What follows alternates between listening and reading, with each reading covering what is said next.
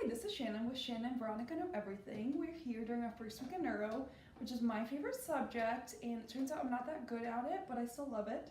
So we're going to start off with areas of ischemia, which is from like a stroke or a lesion.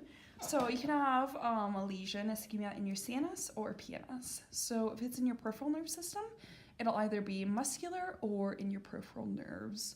Whereas, going back to our CNS, it's either going to be cortical or non-cortical.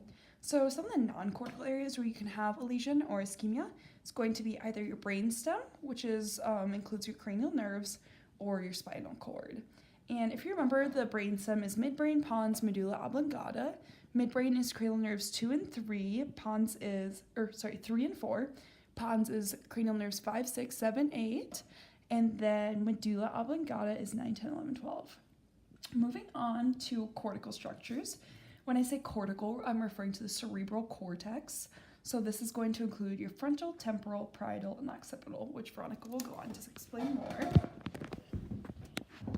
Okay, great. So we're going to be going over deficits related to each lobe. So to begin with, we have the frontal lobe. So on the left side of the frontal lobe, you can find the Broca's region, which is going to have expressive aphasia if there's a deficit, meaning that you can understand what somebody is saying, but you yourself cannot reciprocate words back, so they can't understand you. This could also affect the eye fields, and we put not CN because we're not referring to cranial nerves, so we're not referring to cranial nerves like 3, 4, and 6 here specifically. It could also affect the prefrontal cortex, and this is going to cause executive function and emotion deficits.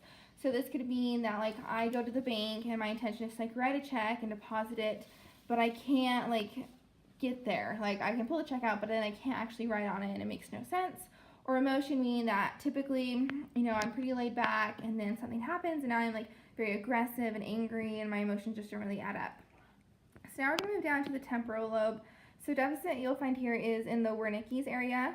So this kind of goes back to that language deficit where it's located on the left side, just kind of like the Broca's, but you can't understand. So I can speak, but I can't understand what somebody is saying to me.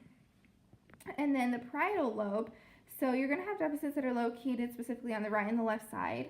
So with the right side, you're going to have neglect to begin with, which means that I'm going to shave my face and I shave only the right side. I'm not aware whatsoever that I have any left side within myself or even in the environment.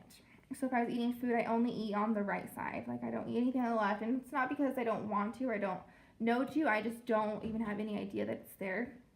You can also have constructional apraxia, and that is where like, say I intend to touch right here, but I can't get there.